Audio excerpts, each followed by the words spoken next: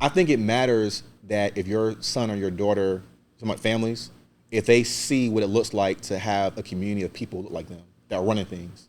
Like the guy who owns the donut shop is black. Right. The person who runs that particular franchise, Chick-fil-A, is black. The cops are black.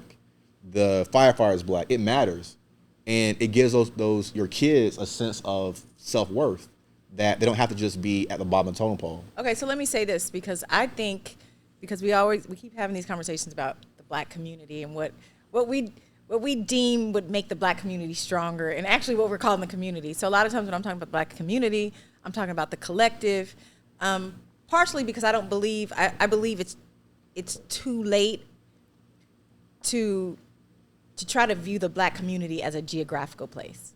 I feel like as black Americans, or just black people living in America, not everybody here black is American, but just as black people, but we're all still black people in America.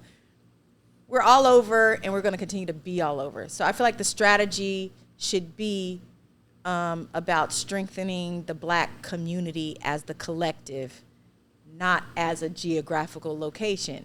And there are ways to do that. Like, we live here in Atlanta. Like, for example, like my OBGYN, the lady who birthed my kids is black. Dennis is black.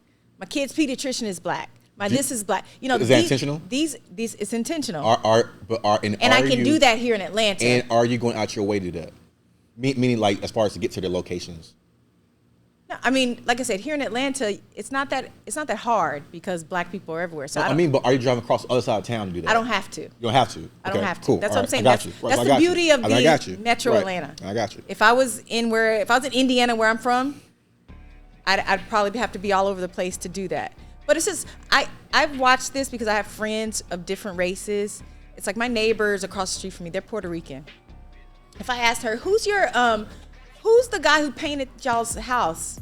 He's a Puerto Rican guy. Right. If I asked her, their dentist, they recommend something, they're Puerto Rican. Like, they naturally will only. Yes. And it's like, I feel like the first step of the black community as a collective is supporting each other. You don't have to be geographically close to each other, like living amongst each other, to be. But you still need a home, Sean. So you still need a home. The reason.